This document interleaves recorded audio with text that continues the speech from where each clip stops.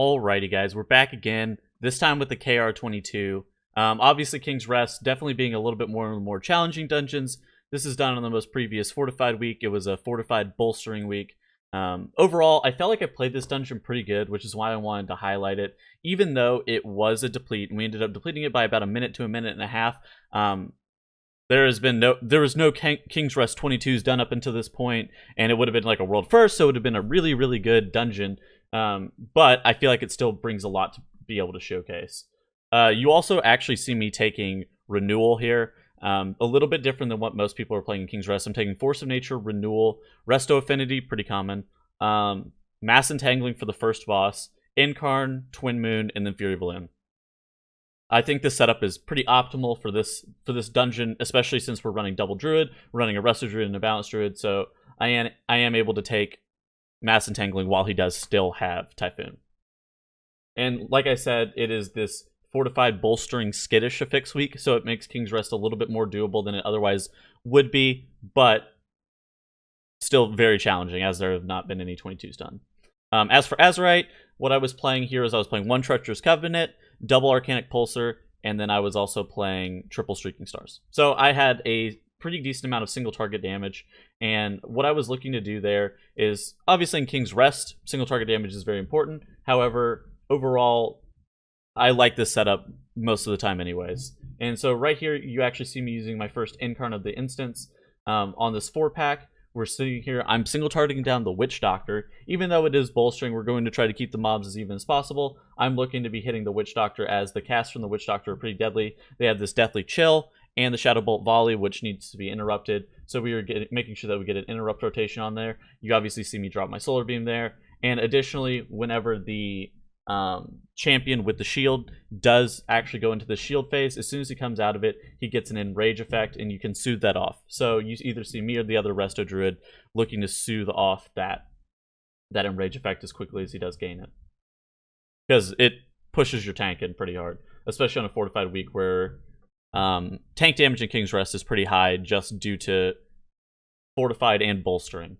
So making sure that you're able to kind of kill everything evenly, make sure that your tank takes the least amount of damage possible is important. Alrighty, and you see us going on to the next pack here. There's nothing too special about this pack. Obviously, you see me just dotting it up, popping my Fury Balloon, and getting ready just for the... So we're actually going to be pulling Reaping into the Golden Serpent, so we're just trying to make sure that we have everything coming at the correct time, so we're doing this pack second. It's just very important to note, like, when you're going to be getting your Reaping, making sure that you're able to get it at appropriate times, and then making sure that you're DPSing down the correct target. You're going to see me, we're going to have Incarn with Lust during the Reaping, and we're going to be just pounding the Golden Serpent, letting the Demon Hunter and the Rogue kind of take care of the Reaping mobs as they do trickle in. Alrighty.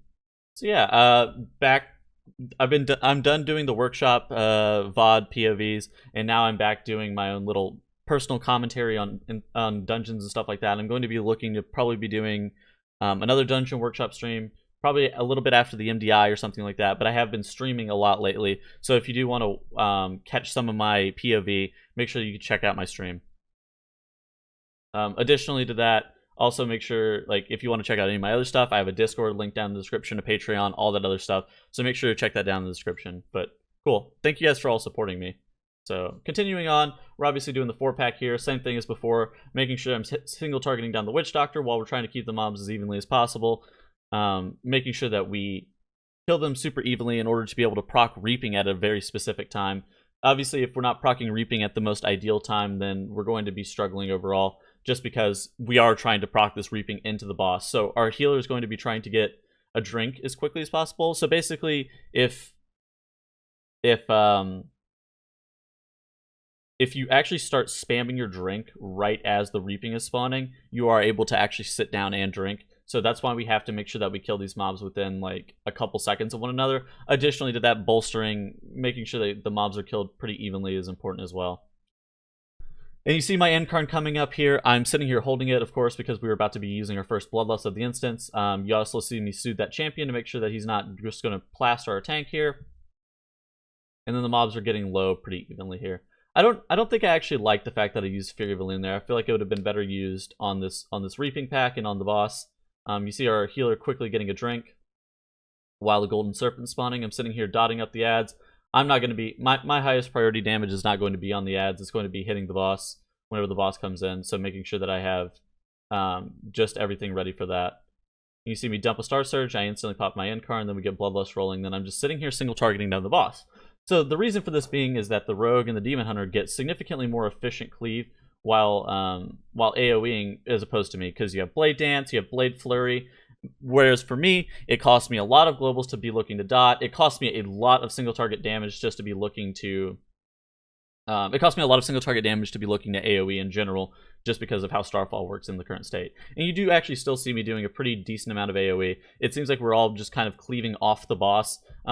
With a prop paladin tank specifically, reaping is not normally that scary. And the reason for that being is they have just so many tools in order to be able to mitigate the reaping.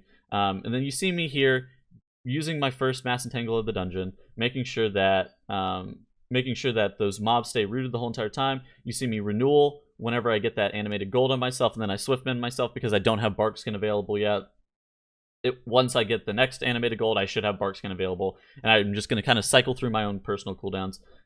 If I don't have renewal and I also used engineering belt there, so if I don't have renewal, swiftmend, bark skin, or engineering belt, then I'm probably going to be like regrowthing myself and calling out that I need a lot of help. But you see me pop bark skin there. I'm not going to take damage for a little bit because I'm also running double resounding protection and one Ursoc's endurance. So I do have a pretty sizable amount of defensive help here as well.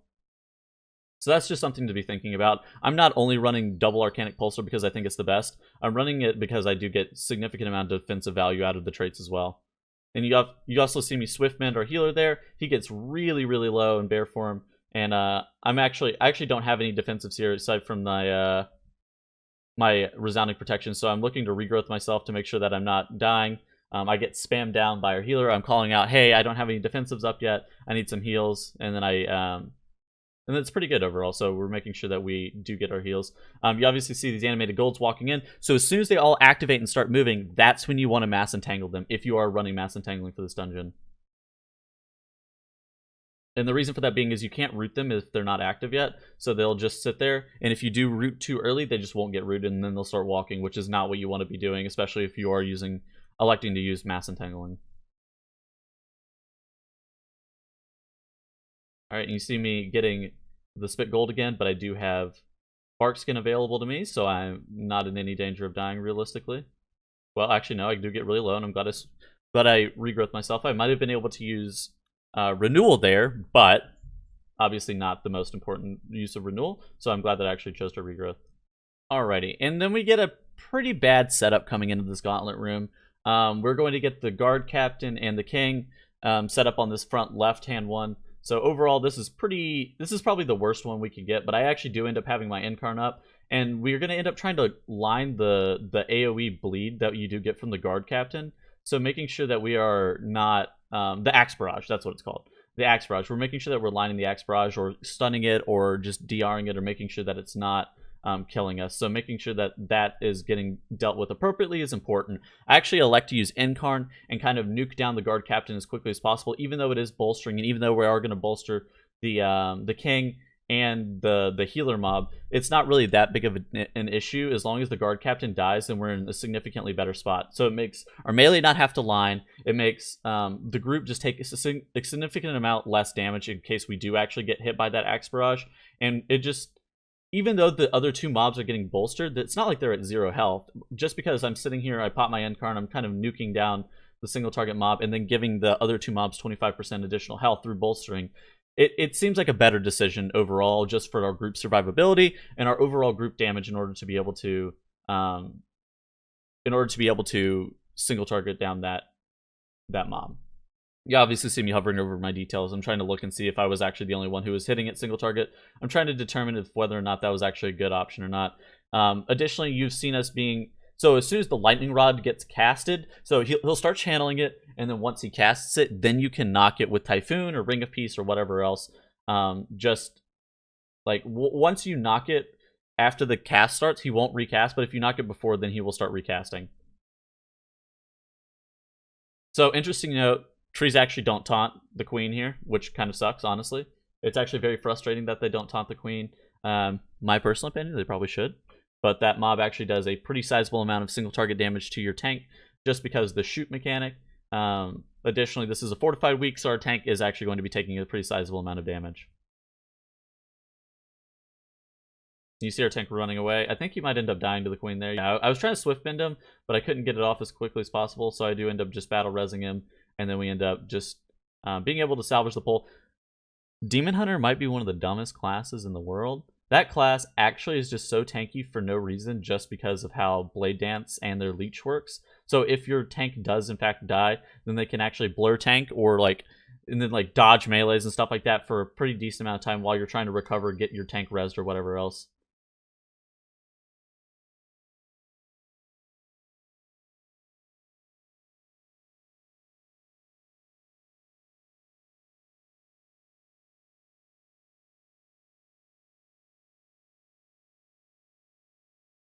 Alrighty, and then we're on to the pad pack. I think this is actually going to proc our reaping here after this pad pack goes down. So you see me dotting everything up. I pop my Fury Balloon. I end up just single targeting down the king, as he does have a little bit more health than these Bloodsworn agents. Even though the Bloodsworn agents are jumping out, making sure that they're all dotted, you actually see Ursul's Vortex go down in order to be able to grip them back in from their teleport. That's something that's not really well known about Ursul's Vortex. If you ever do play Restos, you can actually grip in mobs that kind of teleport out. Like Mage Blink or something like that, you can actually just even in PvP or whatever, Transcend or whatever else, you can Vortex in order to bring the mobs back in. So overall, I think Renewal is actually a really good choice for this dungeon, and I think in general, Renewal is pretty strong in King's Rest, just because a lot of the packs don't require you to have significant amounts of mobility that are necessary, but additionally, I'm High Mountain Thorin, so I actually have some mobility if I need it as well. So it's not really that big of an issue, but it is on a 2-minute cooldown. But the renewal ability, just as a personal defensive heal, is actually really strong. I feel like it's actually a lot better in a lot more situations, but I feel like I'm not comfortable enough to be able to use it in all the situations that it's good. I think it's also very good in dungeons like Tol Dagor, and it's also very good in King's Rest. I think it's probably decent in Dazar'alor as well. Obviously, Dazar'alor on the first boss, as long as you can get through Adaris and Aspects without needing Wild Charge, then Renewal would actually probably be pretty decent in that dungeon as well. And you see us pulling our Reaping into this next pack. You see me electing to drop a Starfall before the mobs do get activated. I drop my trees on everything in order to be able to reset the tank stacks of the debuff. He gets a Dispel as well. And then I get MC'd. The Demon Hunter, I mass rooted our entire group, not exactly what I was looking to do. And I'm sure Demon Hunter was not thrilled about me mass entangling him, but sometimes it just works out like that. I thought that was very funny at the time, but I still think it's hilarious now. And you actually see us making really good time through the first half of the instance. We actually end up depleting, not because of the first half of the instance. We end up depleting because we end up having sporadic deaths, and then we end up doing the next room with Mchimba and the blobs pretty poorly. So basically, you need to be able to DPS down the blobs correctly with bolstering, and we end up just kind of, I don't know, we end up having just some DPS mistakes in terms of the mobs are too high health or whatever else, and we end up just kind of flubbing that a little bit more so than we did on the 21 previously. So basically, before this happened, we had a 21 that we keyed by a minute and a half under time, and we were like, oh man, maybe the 22 is actually doable. And then we saw that nobody else had done it, and we were like, well, we're gonna try it anyways because we were so under time. So we got in here and we actually made a really good time. So I'm actually pretty happy with how this King's Rest 22 ended up turning out in the end for us, but still a very tight key. It felt like one of the most difficult keys that I've actually done this expansion, just because of the time. The time required is actually pretty tight on a 22, even though it is in fact fortified. Yeah, you also see me hitting these critters intermittently throughout the whole entire dungeon in order to be able to just pause my astral power and keep it as much as I can.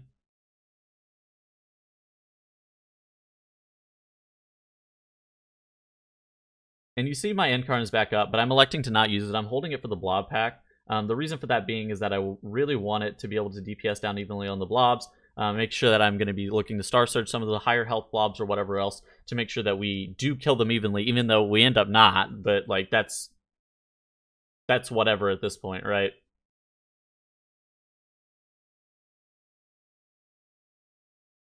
And you see us doing the dance around the Purification construct, just kind of dodging in and out of his Purification beam, moving him away from the pools on the ground. Even though the pools don't really do that much damage, we don't want him to be super close to them. Like, it's always better to dodge through the Purification beam, or the Purification zone, as opposed to getting hit by the beam.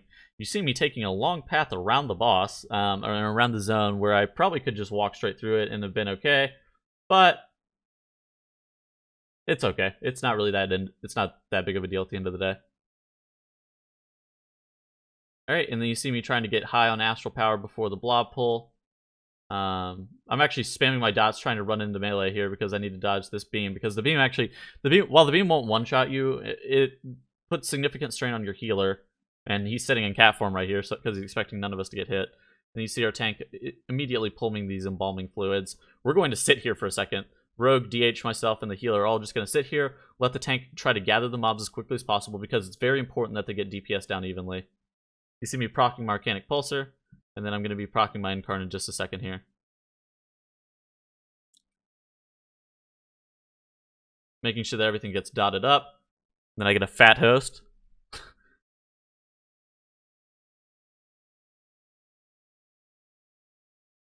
You see some of the mobs are there's like some mobs at like 25% health, and there's some mobs that already started dying. So we actually have done a pretty poor job of trying to make sure that everything's DPS down evenly. You see me electing to start Star Surging some of the higher health mobs in order to try to even them out as much as we possibly can. But it is actually getting, the mobs are getting pretty bolstered, just because I don't know exactly why. We had it perfect on the 21, but then we ended up wasting a lot of time on the 22. And then you actually see our tank make a big mistake. Or actually no, Skittish ends up picking off a couple of our melee. I think our tank dies here because he tries to tank these mobs, and then our Demon Hunter gets instantly killed as well.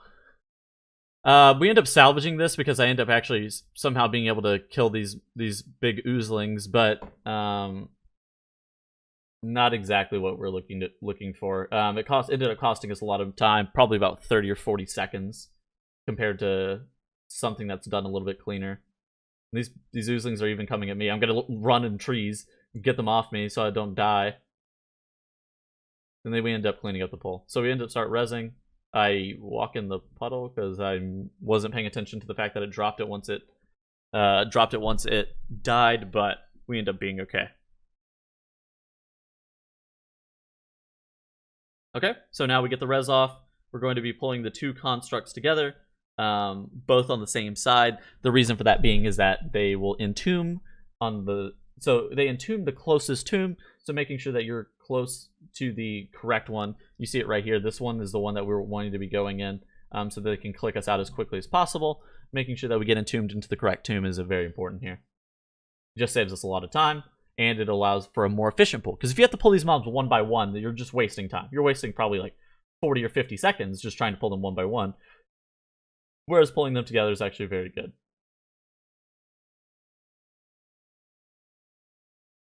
You see our Wrestler Druid just standing here by the tomb, just trying to get the mobs out as evenly as possible. And then you actually see we are at 58.9%. So we're going to be proccing a Reap off this, and we're going to take Reap straight into Mchimba with Bloodlust. So I'm going to be holding Incarn for that if it does come up early or anything, but we are going to be looking to take Reap into the boss with Mchimba, and we're going to be holding our Incarn for that if we do, in fact, if it does come up early.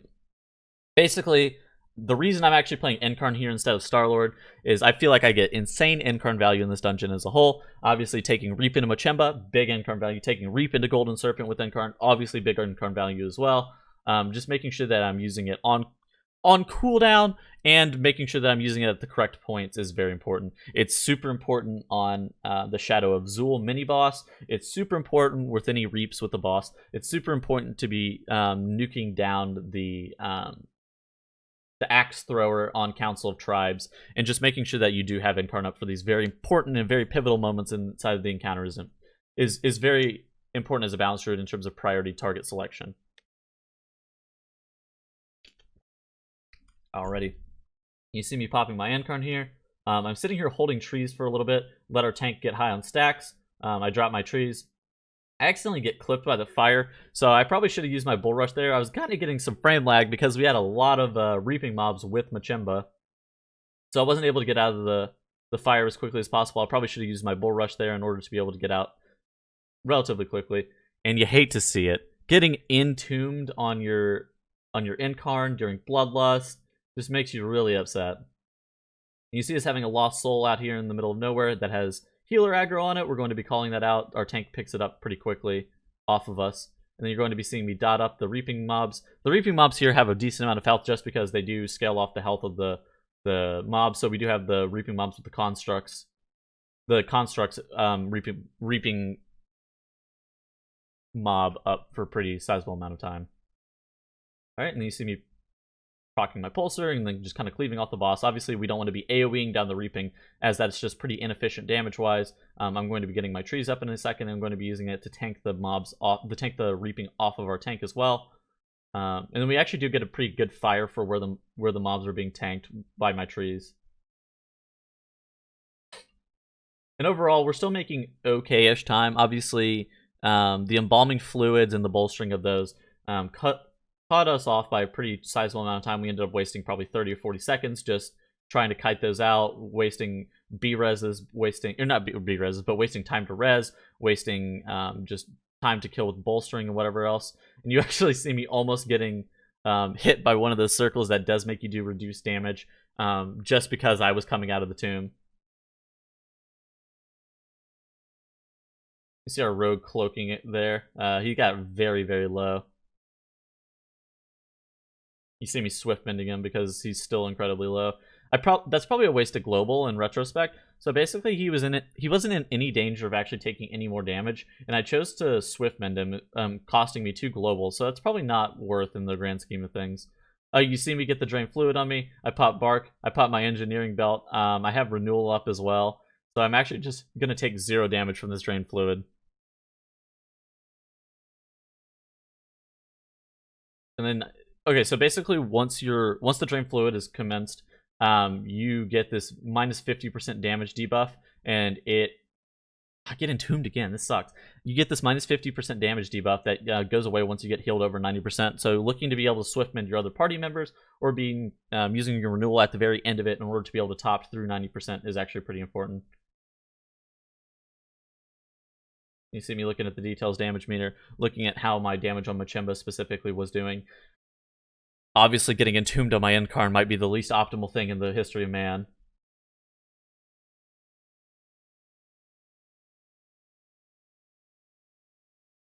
Alright, and you see me popping my incarn here. I'm going to be looking to single target damage down the Berserker. The Berserker casts this bleed ability that you do see on our tank currently, and it is liable to go on any melee DPS, and the reason for that being is that it actually picks the closest target, doesn't pick the highest threat. So in Legion, there are a lot of mobs that just pick the highest threat target and would try to cast their melee ability on them, but coming into BFA, they changed a lot of that just because they didn't like how mobs were being mass grouped and then kited around, so they make everything go on the closest melee target, which really sucks for this bleed, because this bleed sucks and it's overtuned.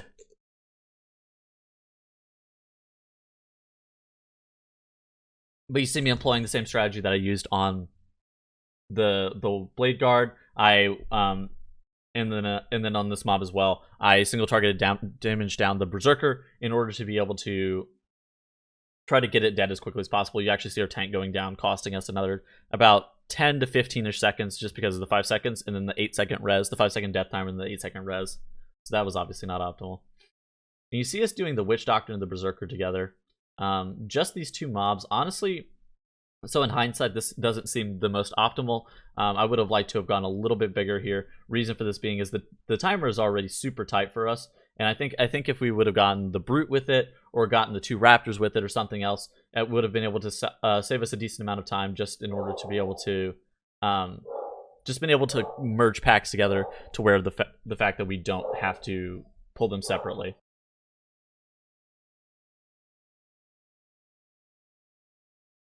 And you do see the Berserkers going down. You actually see me elect to Star Surge that Healing Tide Totem. The reason for that being is that it will heal the mobs up to full if it doesn't get killed quickly. Obviously, it's not the highest priority mob because it kind of ticks them up over time. It's not like, oh my god, this has to die right now, but it is something that you should be looking to do.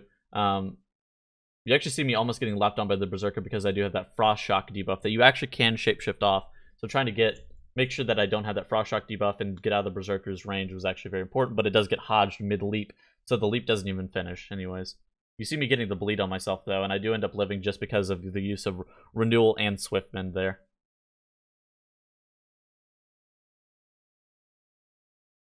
Alright.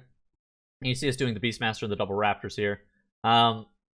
So I think we probably should have done the Brute with the last pack, and the reason for that being is I felt like it would have actually saved us a decent amount of time, just because of we end up having to do the Brute solo. So if we were able to merge it in and then saved a decent amount of time from the embalming fluid room with Mchimba, I think we actually would have been able to time this, because we end up actually doing pretty well in the back part of this instance. Aside from just like a couple deaths, we end up doing okay-ish just because of the comp we're running and just how we're playing. I actually think Prop Paladin is actually pretty sick in this instance. Reason being, it does have like Bop and a bunch of other tools in order to be able to tank a lot of the physical damage stuff. I think Prop Warrior is a little bit better, but I do think Prop Paladin does have these tools in order to be able to keep itself alive, and I actually think the class is pretty good for pushing. I think Prop Warrior is better for different reasons. I think Prop Warrior is better because it does just the most ridiculous amount of damage, and it requires the least amount of external healing on bosses. That's like, it's actually pretty insane how much healing it doesn't require on bosses compared to other classes like Prop Paladin or DK or something like that. Its external healing required is actually so low. You end up like, I was looking at a log of a Prop Paladin versus a Prop Warrior on Galvast, the Seth Rallis boss, and Prop Warrior requires like 7k or something stupid, and the Prop Paladin requires like 20k, and it's like, well, alright, maybe Prop Warrior is a bit stupid. The class actually just requires almost no healing, and so the differences in the two classes are basically Prop Paladin ends up being able to tank Reap way better, so it can tank Reap into a lot of packs a lot safer as opposed to a Prop Warrior, but Prop Warrior does significantly more damage. Well, not significantly, it does more damage, and then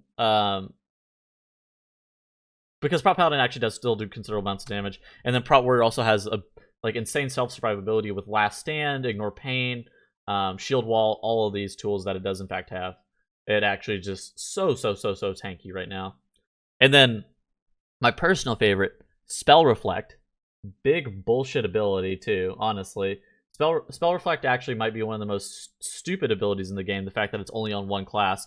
You can actually end up Spell Reflecting like the Adderus and Aspect Cyclone Strike. You can end up reflecting Reap Dots. You can end up reflecting just a bunch of stupid things. The first boss in Underrot, those Grave Bolts or whatever they're called, you can reflect those as well. The Blood Bolt, I think, is what it's called. You can reflect those as well. Just a bunch of stuff that you can actually spell reflect that are actually super important for cutting down your time on bosses. It ends up like saving you so much time over the course of the instance. The first boss in Shrine of the Storm, you can actually reflect its major cast. It's like a, I don't know, once you're out of melee of the boss, it'll end up casting like a single target nuke, and you can reflect it back at it. It ends up doing like 400k damage to it or something, so it's actually worth getting.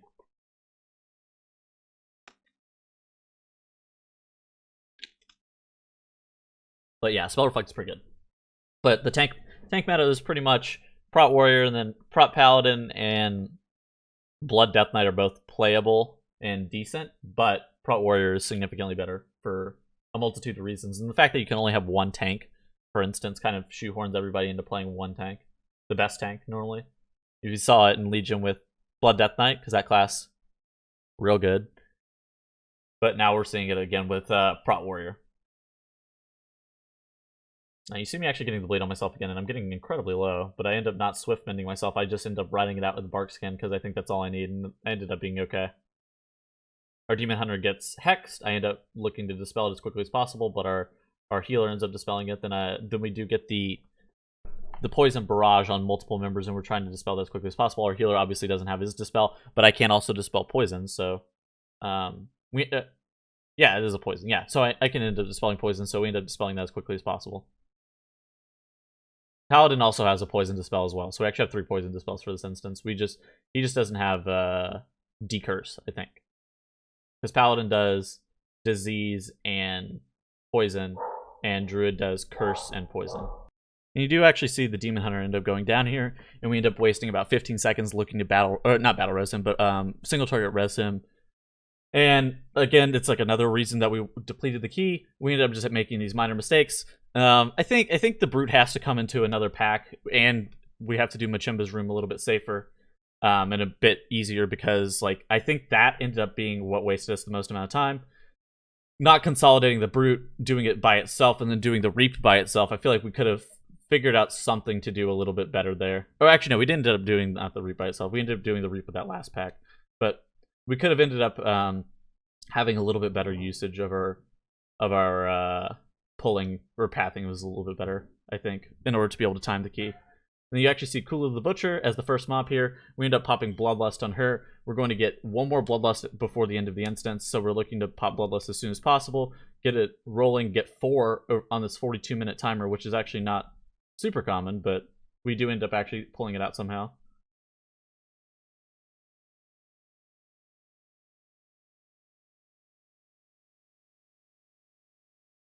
You see me getting my Arcanic Pulsar. I obviously don't have Incarn, so I'm only going to get 1 Incarn for this whole entire encounter, even though it is like 5.5 minutes or something stupid. Basically, the reason for that being is I actually end up needing to save it. So we're not going to have Bloodlust for Shadow of Zul. So I'm going to be looking to hold my second Incarn for the whole entire time, as long as it's up, because we're going to have to kill some Berserkers or something else. But I'm going to have Incarn for the Shadow of Zul because we're not using Bloodlust with it. And that's how you should process whether or not you should hold Incarn or not. It's like, is it mandatory? Because if Shadow of Zul was going to die without my Incarn, then I feel like I would just end up using it on cooldown, because getting more uses of it is better than getting the perfect use of it, like with Bloodlust or whatever else. But I have to have it for the Shadow of Zul, so that's why I'm holding it. And you end up seeing me off healing our Resto Druid here, as he does have that axe debuff, which is actually pretty deadly on a higher level, especially at this point. But it is fortified, so it's actually not the worst possible thing. You see my Incarn coming up right here, and I end up just popping it as soon as I get out of this Arcanic Pulsar window, because I don't want to overlap them too much, because the Incarn duration will eat the Pulsar window.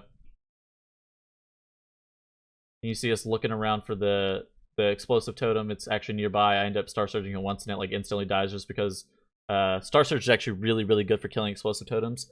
So if you're really worried, you can actually pool Astral Power and one-shot the explosive totems. All the other totems aren't super deadly, but the explosive totem, if it does go off, it will one-shot your whole entire group. Something I actually also learned is that Fury Balloon actually doesn't hit any of the totems, so don't cast that on the totems, cast that on the boss.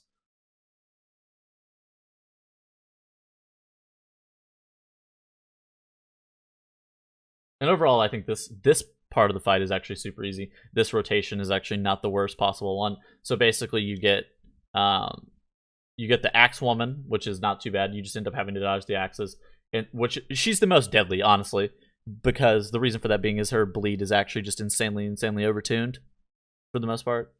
You see us looking around for the explosive totem again. I end up not pooling up to 80 and dumping a double surge, but I end up pulling up to 40. I get 1 surge off, and then we obviously all swap to explosive totem, so it did actually die pretty quickly. The next priority is the Earthen Totem, because it does give a shield to the boss. But then beyond that, the Thundering Totem will just lock you out, and the Torrent Totem will will just cast ground effects, forcing you to move. So your melee don't actually care, but you really, really do care. So it's really annoying.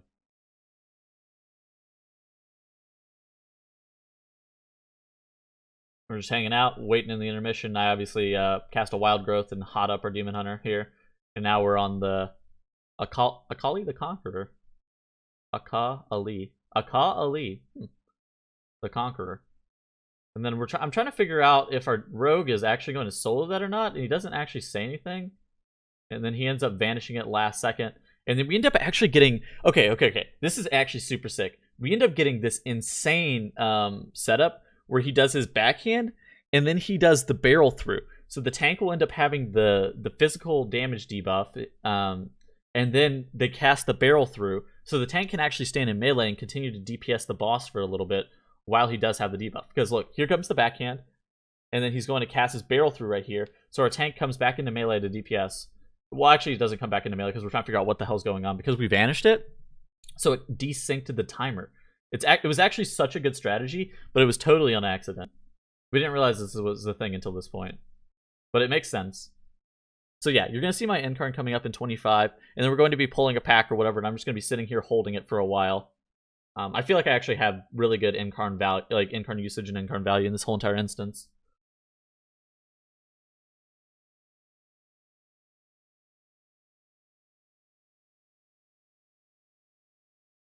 All right, and this boss will be going down in just a couple more seconds. Aka Ali, the Conqueror. I wonder what he conquered. I don't know anything about the lore in this game, honestly. All right, you see me swift bending our tank. I'm looking at the damage debuff. It's physical damage reduced by 200%, or physical damage taken increased by 200%. Sorry.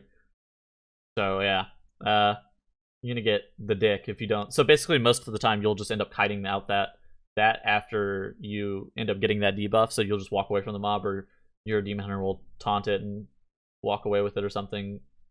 But getting that sync up is actually really, really good because it ends up buffering him to where he's not mailing your tank.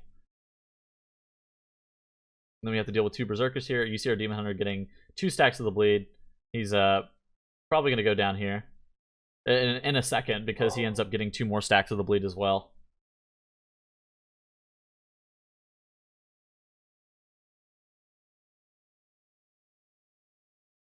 Honestly, so Demon Hunter can actually blade dance the bleed.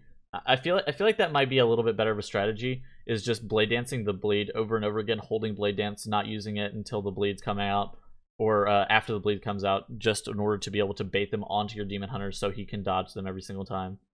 And then you're obviously going to see us shrouding out of this room. Dude, even at... We have 37 minutes left, or we're at 37 minutes on this 42-minute timer, and we already know that the timer's fucked. We obviously proc the flashbang here in order to be able to get out of the room. We pop shroud, and then we run out, distracting the mobs and getting out of the room. So here might be one of the hardest parts of the dungeon. And it's Shadow of Zul, 22 fortified, no bloodlust. And everybody has their cooldowns available because we all knew that this was happening, so we had to make sure that everything was going to be up. So we get our incarn up, we get everything rolling here. And we're just going to pray to God that our tank can live long enough, and occasionally we're going to end up having to heal the tank. Because that's just what happens whenever your tank is getting fucking rolled by the Shadow of Zul. And additionally, the Demon Hunter at some point is going to taunt with Blur up and take one of the debuffs as well. So you can see the Dark Revelations, I'm getting that away so we don't blow it up on the raid. You also see us trying to line of sight or kite or move away from that pool on the ground. You can actually just walk away from it. It's like a 15 or 20 yard range, so something stupidly short that's really easy to just walk away from. Not really that big of a deal. You see our tank has been doing a pretty decent job of staying alive. He's calling out that he needs healing here, so I end up casting a regrowth onto him. I've swift mended him earlier because, again, he's getting fucking rolled. So making sure that he's not going to die here is actually the most important thing, because this mob is like almost 100%. The AoE on it is not very important, but the tank damage itself is incredibly high. And you see our healer actually like losing a ton of mana here. And so basically, in order to be able to time this, we would have to pull the Reap into the last boss, Dazar, which we end up doing, I think. I don't really remember anymore. I'm pretty sure we do end up pulling it into Dazar because I remember what time we ended this instance at. So I think we have to pull it into Dazar, and our healer's sitting here drinking for a second while the reaping is spawning. But I think that little mob actually gets him in combat. So he's at like 30% mana, and we're going into Dazar, and we're just gonna, all right, well, I guess we have to do it in order to be able to even attempt to time it. Which, I mean, the timing is already done. It's like we're already screwed just because this boss is like a 4.5 or 5 minute fight, even on a fortified week. But we were actually so close. So, and we actually do have double innervate, and innervate's actually pretty important, especially if you're pulling reaping into mobs. Because your healer's not always going to get a chance to drink. Obviously, on the Golden Serpent and on Mchimba, having that, like if he doesn't get a chance to get a couple ticks of the drink off, the innervate is actually very important. And Innervate actually is incredibly important for a lot of instances. Not even a lot of instances. For some instances, it's super important. Obviously, for Galavast and Temple of Sethralis, it's important. For the Golden Serpent and King's Rest, it's also super important as well. And obviously, there's other points where you can just pull more and save mana over the course of the whole entire encounter and save time drinking just by using Innervate even on cooldown. Just call out, hey, I have Innervate available. Do you want it here? And they'll be like, yes or no. But it ends up saving you. It will end up saving you time that they don't end up having to drink. And you see me not having Barkskin up for that leap, so I end up going Bear form. I use my Engineering Belt shield Tinker, so I'm actually not taking too much damage.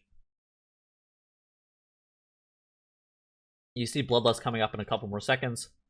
So I'm looking at the timer over here. I know that I'm only going to get one more Incarnation out for the rest of the encounter, so I can just use it on Bloodlust. I don't need to be using it on cooldown or anything, because if I knew that I was going to get 2 for the rest of the encounter, I'd probably use it just like as soon as I could in order to be able to get the second one. But I end up holding it for Bloodlust because I know that I'm not going to get a second use. At this point, we kind of know that we're screwed. We actually save our Bloodlust for this Fear Raptor, Dazar'alor, or whatever, and then we're actually just kind of ignoring the other Raptor that's doing the Hunting Party Leap. Just kind of passively letting it get cleaved down or anything, because it doesn't really end up actually affecting anything. It just, as long as people aren't getting hit by the Hunting Party Leap, and then it's actually going to get cleaved down pretty easily right here, because we don't actually want it alive for that long, because it ends up kind of hitting your tank pretty hard, especially since our healer's starting to get really low on mana. You end up seeing me have to off heal a pretty sizable amount at the very end, because we did end up electing to Bloodlust with Reaping available, and he doesn't get a full drink, so he's actually really, really tapped on mana here. Innervate just came back up, so we give that to him instantly, just so he can try to get us all higher health, because we are kind of rotting here. I'm going to heal our tank a little bit because he's getting wrecked, and then I end up healing our healer, because he's also getting just kind of smoked here. You see me casting a Wild Growth, a Regrowth, and then I start a Wild Growth, a Regrowth, and I start rejuving sometimes. And then you actually see our healer get his sit down and drink mana potion off, where he's using the Alchemy Trinket, so he actually gets like 30% of his mana back all at once, which is actually incredibly important. Quaking Leap on me. I'm going to sit in cat form with Barkskin up. I don't know if I actually got bear form quick enough, but it would have been a little bit more advantageous to me go to bear, even with Barkskin available. And you see me dodging in and out of the little lines. Obviously, for the laddering spears, you can actually start on the other side. You can start like right here in order to be able to dodge the first little part of the laddering.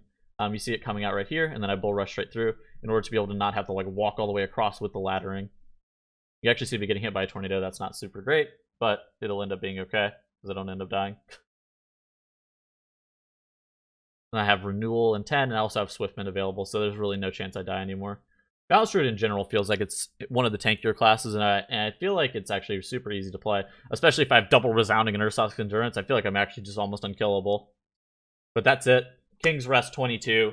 We are at 43:27 on a 42-minute timer, so I feel like if we had our path a little bit better in the hallway, didn't mess up the Mchimba room, just kind of cleaned up the deaths here and there, then we would have actually timed it. We obviously lost 40 seconds just to deaths alone, so it is timeable, but it is incredibly tight. All right, guys, thank you guys for watching so much. Remember to check out my Patreon, my Discord, my Twitch, all in the description down below. Thanks, guys.